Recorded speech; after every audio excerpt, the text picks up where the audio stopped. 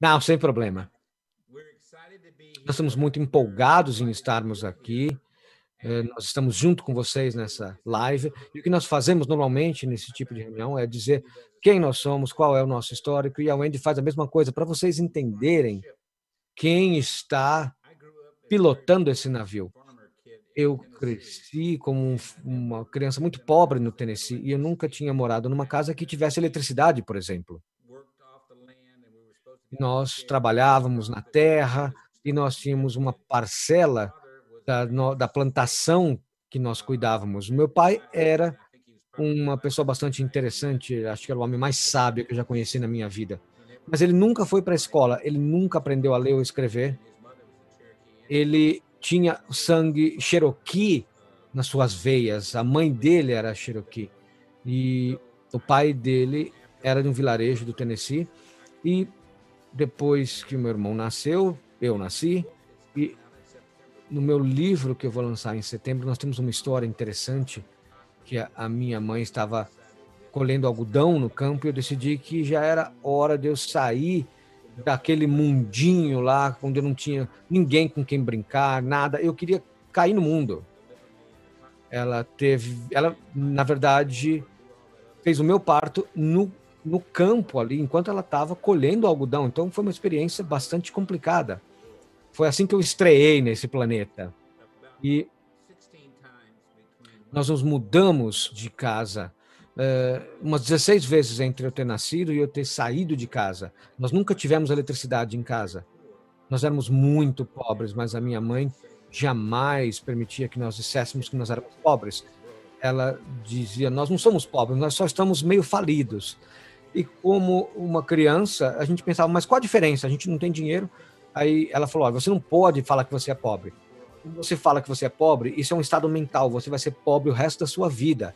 Mas o que é temporário é estar falido. Então, temporariamente, nós não temos dinheiro. Foi assim que eu cresci. Mas eu tinha esses sonhos, que eu ia realizar tudo. E quando eu tinha 14 anos de idade, eu escrevi tudo que eu queria fazer num pedaço de papel. E uma delas era ser um multimilionário quando eu tivesse 35 anos de idade. Eu escolhi 35 anos de idade porque o filho do banqueiro lá da cidade tinha 35 anos. E eu falei, olha, esse cara é milionário. E eu achei que eu também poderia ser. Bom, estava meio enganado com relação a isso. Eu coloquei na minha lista que eu ia ter roupa nova, comida, as roupas que eu ia usar não era roupa que alguém tinha jogado fora. Eu nunca tive calçados na minha vida. Então hoje eu pago o preço disso porque eu tive problemas nos meus pés por não usar calçados. Então, as crianças, quando eu ia para a escola, elas ficavam tirando sarro de mim, mas eu dizia o seguinte, olha, eles não sabem quem eu vou ser um multimilionário. E eu não tinha duas moedinhas sequer para segurar na mão, mas eu seria um milionário. Eu não sabia como que eu chegaria lá, mas eu sabia que era isso que eu ia fazer. Então, eu me formei numa faculdade numa sexta-feira e na segunda-feira da semana que vem eu saí de casa, eu estava pedindo carona. O cara que me deu carona me perguntou, para onde você está indo? Eu falei, não sei, para onde você está indo? Ele falou, Memphis. Eu falei, então é para lá que eu vou. Eu nunca tinha estado em Memphis, eu não conhecia ninguém, não tinha onde ficar, não tinha dinheiro, não tinha trabalho. E por 4 meses eu trabalhei e morei, na verdade, numa casa, numa caixa de papelão. Então os cachorros vinham à noite para revirar os lixos do lado da minha caixa de papelão. Então, assim, eu me determinei a fazer essas mudanças quando eu tinha 14. Então, quando eu estava em Memphis, eu fui para as estações de recrutamento do Exército e descobri que eles tinham um programa onde, se você fosse aprovado em todas as provas, eles davam uma garantia de que eles iam pagar a sua faculdade. Você não ia para a faculdade, para a mesma faculdade toda vez, você podia ir para várias faculdades, assim era o programa. Foi o que eu fiz. Então, com o passar do tempo, você acumulava horas de crédito para ganhar o seu diploma. Então, eu entrei nesse programa e num período de 6 anos e meio, você tem que pagar ao Exército o que custou para você ter o seu diploma. Então, nesses 6 anos e meio, eu fui trabalhar na indústria aeronáutica, na área de TI. E quando eu estava nesse trabalho, eu comecei a desenhar o software para a espaçonave X-15, que foi uma das primeiras espaçonaves pilotadas por seres humanos. Foi um trabalho bastante interessante porque essa espaçonave não tinha rodas. Ela tinha tipo uns patinhos e uns esquis, na verdade. Ela só podia pousar em terra com esse tipo de esqui. E essa aeronave voava a 4.000 quilômetros por hora. Então, eu tive que pensar muito na hora de encontrar um lugar para a aeronave pousar, que era o meu trabalho. Depois disso, eu descobri que a NASA estava pedindo para que se abrisse uma contratação, uma licitação para um processo de construção da, do foguete espacial de Kennedy. E eu fui trabalhar com eles lá na base de Kennedy. E depois de 2 anos de trabalho, eu consegui ganhar esse contrato de todas as empresas bilionárias que estavam concorrendo comigo. Fui eu que ganhei esse contrato. Meu primeiro cheque de comissão foi de 6 milhões de dólares. E eu tinha 32 anos de idade. E o meu objetivo era ser um multibilionário. E, na verdade, eu consegui chegar a essa marca aos 32 anos de idade. Então, tive muita sorte de ir para a Universidade de Tecnologia de Maryland, no estado de São Francisco, muitas faculdades que eu passei e aprendi bastante. Então, eu tirei um diploma de psicologia e de TI.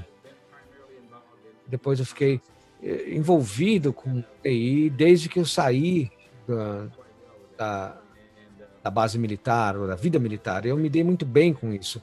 E eu fiquei muito contente de poder ter estado na vida militar. Bom, e a ideia dessa empresa seria usar um pouco das técnicas que nós usamos para os softwares da NASA. E se vocês voltarem para avaliar isso, vocês vão ver que a Juness nunca teve que mudar o seu software desde que a gente iniciou a empresa, no dia 9 de setembro de 2009. Então, nós tivemos muita sorte, muito sucesso.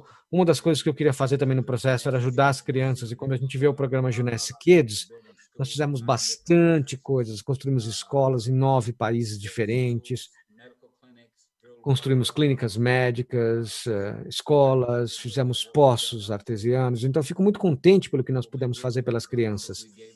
O que nós fizemos pelos adultos, na verdade, também no processo, foi dar a eles uma oportunidade de ter um negócio e fazer com que esse negócio funcionasse em vários países no mundo. Nesses países, o software funciona da mesma maneira. Nós temos 37 idiomas operacionais para o nosso software hoje em dia, mas o software é controlado pelo mesmo centro de processamento de dados. Nós temos, então, um sistema muito forte para dar assistência aos distribuidores. Nós estamos muito contentes com o que nós conseguimos. Eu sempre fui alguém que acreditou muitíssimo em ter objetivos e sonhos. E eu digo que tem 3 tipos de pessoas. Nós temos as pessoas que são escaladores, que vão trabalhar e continuam trabalhando. Nós temos as pessoas que vão acampar, que elas vão trabalhar um pouquinho, depois eles descansam um pouco. E nós temos também as pessoas que só desistem. Então, a única coisa que eles sabem fazer é desistir. Então, nessa empresa, nós não temos ninguém que desiste. Nós ajudamos muitas pessoas na nossa empresa. Nós temos 690 mil distribuidores no mundo hoje. Nós operamos em 145 países.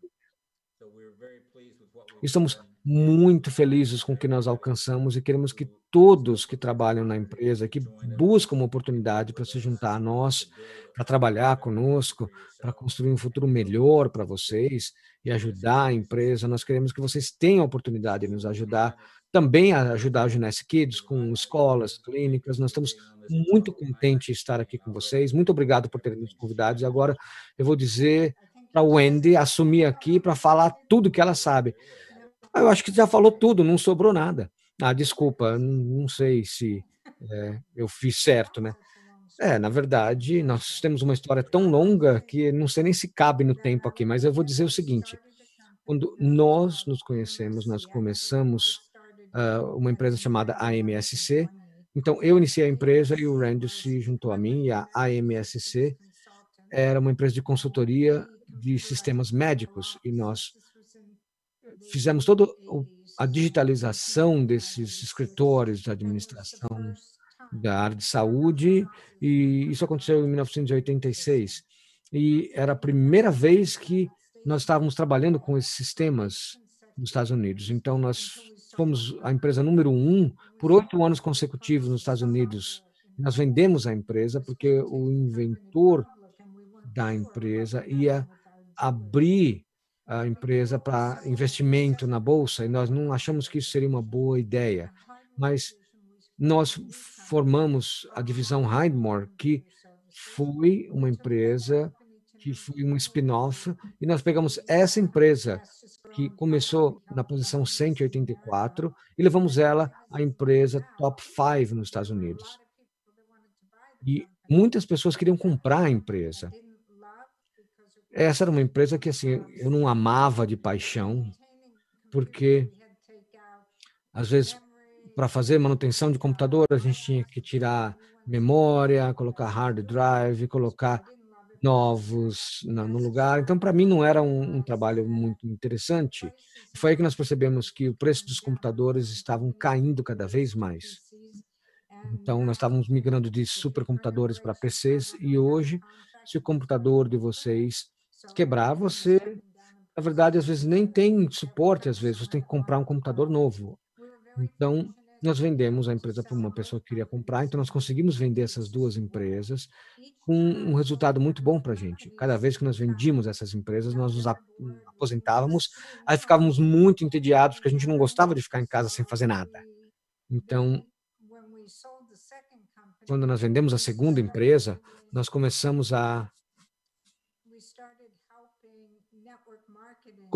ajudar as empresas de marketing de relacionamento nas suas áreas de atendimento ao cliente, trabalhando com um plano de compensação deles, despachando produtos, fazendo a coleta dos pagamentos, e tudo isso era computadorizado. Nós escrevemos um software para isso. Então, eu estou acelerando um pouco agora, porque o Randy começou a ter problemas com os joelhos, e nós tentamos achar uma maneira de ajudar os joelhos dele sem ter que fazer a cirurgia de artroplastia. Então, nós descobrimos que na Califórnia tinha um médico em Beverly Hills, na verdade, que podia ajudar pegando tecido adiposo, extraindo as células tronco desse tecido e aplicando no joelho. Então, nós fizemos esse processo. Enquanto nós estávamos no consultório do médico, eu vi um frasco com um líquido e eu perguntei para o pessoal, falei, olha, o que ele faz com isso? Aí elas falaram, olha, o doutor usa isso nos pacientes e os pacientes adoram. E elas mostraram fotos do antes e depois dos pacientes.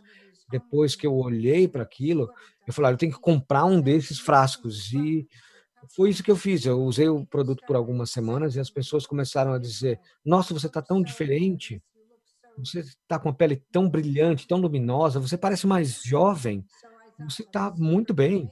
E eu falei para eles, olha, isso é fantástico. Eu falei para o Randy, olha, isso talvez seja um produto muito bom para uma empresa de marketing de relacionamento. Então, nós voltamos para a Califórnia e o Randy disse para o doutor, disse, olha, quantos desses vocês vendem por mês? Ele falou, olha, 40, e só vendo para os meus pacientes. E o Randy falou, você gostaria de vender 40.000 desses frascos? Ele deu risada, falou, eu adoraria, eu nunca fiz isso. E o Randy falou, olha, me dá a sua fórmula e nós vamos mostrar para você como. Ele concordou com isso, nós voltamos para casa, nós criamos um nome, Jeunesse, porque significa juventude em francês, e nós desenvolvemos não só a linha Luminescence, nós mudamos um pouquíssimo produto com o decorrer dos anos, mas nós criamos outros produtos que trabalhavam de dentro para fora, enquanto o Luminescence trabalhava de fora para dentro. E esse produto nos permitiu criar uma fábrica específica para essas linhas. Nós criamos a linha Reserve. Então, 9 de setembro de 2009, às 9 da noite, nós lançamos a Junesse. E desde então, nós temos crescido bastante. Nós iniciamos a empresa com dois objetivos. Um deles, ajudar o máximo de pessoas a atingir seus objetivos e sonhos. E número 2, ajudar as crianças ao redor do mundo, porque era isso que nós queríamos fazer. Nós tivemos muita sorte por muitos anos.